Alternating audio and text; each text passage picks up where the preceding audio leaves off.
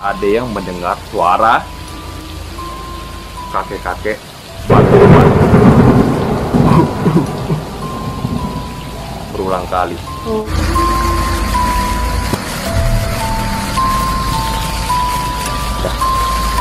Halo, selamat malam semua. Saya ingin melanjutkan part 3 dari teror di Villa Puncak, Bogor. Dan ini adalah versi dari teman saya. Kalau sebelumnya itu versi dari saya, dan ini versi teman saya. Jadi ini ceritanya waktu pertama kali, hari pertama tiba di Villa Puncak di Bogor. Nah, mereka kejadiannya itu masuk mobil malam hari itu mau sembayang Dewa Bumi. Biasanya kita kalau Konghucu itu ada sembayangan Dewa Bumi yang biasa kita sembayang. Tapi pas kita mau, ini kejadian bertiga. Yang mau sembahyang tiga orang. Nah, salah satu dari teman saya yang benar-benar saya dekat itu, yang dua ini kayak pasangan deh. Salah satunya yang punya villa di situ. Tapi pas lagi mereka mau ngerapiin sembahyang, salah satunya ada yang mendengar suara kakek-kakek batu-batu berulang kali. Itu berulang kali. Jadi pertama kali mungkin kita mikir sekilas, tapi ini kejadiannya berulang kali dan dengar lagi suara batu. Dan itu bikin jiper. Akhirnya mereka bertiga mutusin cepat-cepat selesain dan langsung lari, ngibrit. Nah, scene berikutnya itu berisi dari kejadian yang aku ceritakan sebelumnya di meja makan. Yang dia lagi makan, tiba-tiba dia terdiam dan ketakutan dan melihat ada penampakan dari arah dapur katanya ya. Tapi setelah selesai makan, kita akhirnya bawa ke sofa buat dia calling down. Setelah calling down, cerita-cerita biasa, tiba-tiba dia terdiam lagi. Dan temanku, dia tanya, kenapa sih dia diam? Kenapa sih kamu diam? Dia ngomong dengan wajah tertunduk ke bawah. Dia ngomong, ada banyak setannya, semua lagi natapin dia di samping dia. Dibayangin, wow, ada banyak lagi natapin dia di samping wajah yang bisa di samping lihat. wajahnya dia. Udah kayak cerita film. Aku terus terang juga merinding banget. Oh ya, aku lupa, yang bisa ngeliat ini cowok apa cewek ya? Yang ini cowok, yang aku bilang di awal tuh alisnya bisa nempel. Oh, apakah semua orang yang alisnya nempel itu bisa ngeliat ya? Nggak tahu, emangnya aku paranormal. Scene berikutnya, yang ketiga dari versi temannya aku, itu kejadian malam hari, kalau nggak salah yang punya villa. Jadi di saat malam hari habis lagi tidur, dia kebangun mau pipis, kebelet pipis, dan akhirnya pergilah ke kamar mandi. Tapi pas lagi di kamar mandi, dia ngeliat ada kakek-kakek pakai bujang, pakai baju putih dan berkilauan cahaya. Tapi ya namanya kita anak muda kan, dan kakek-kakek dan kita nggak kenal, terus pakai baju putih, ada kilau cahaya, otomatis kita ngibrit. Aku juga pasti ngibrit, karena memang nggak tahu tuh siapa tuh kakek-kakek.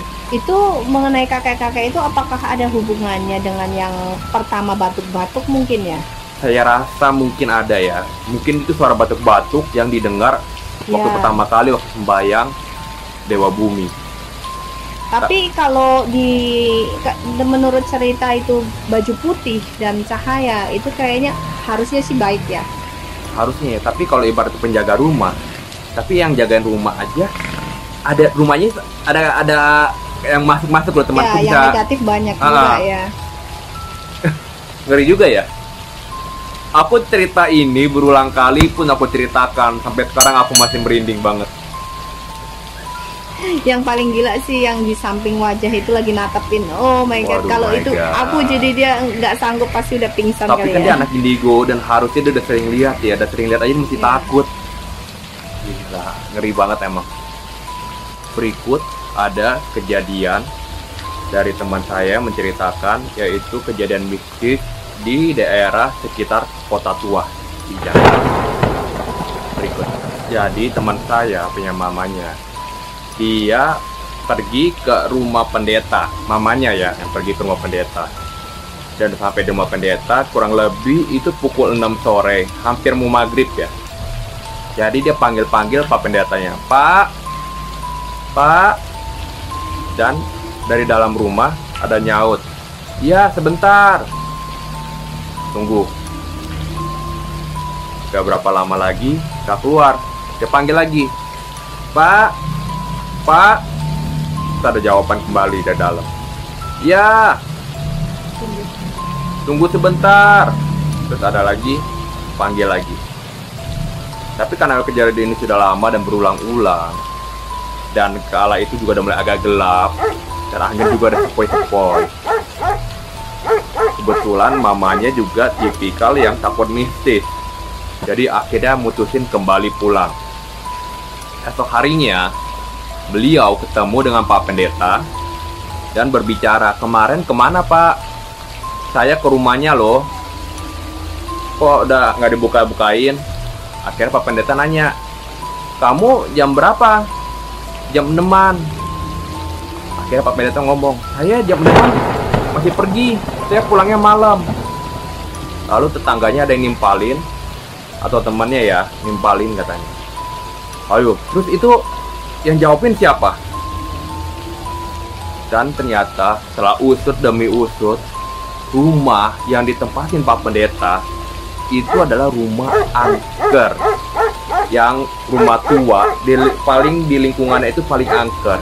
Kenapa? Kejadian sebelum itu, jadi di rumah pendeta ini dulunya yang tempatin adalah keluarga muda. Dia punya anak masih kecil, dan anak itu rewel dan selalu nangis.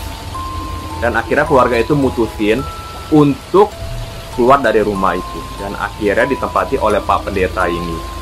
Singkat cerita, namanya Pak Pendeta, pasti dia doa, kusyuk, segala macam. Dan akhirnya suasana di rumah itu nggak horor dan lebih adem, lebih positif.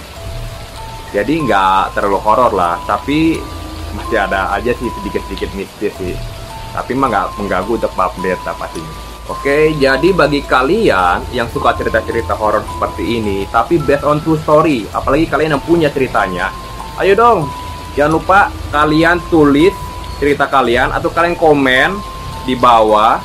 Kalian boleh kirim ke email yang aku tulisin juga, mimpibesar8@gmail.com. Kalian tulis di sana apa aja, akan saya bacakan ceritanya. Jangan lupa selalu nonton cerita malam Jumat di hari Kamis malam atau Jumat malam. Oke? Stay tune. Bye.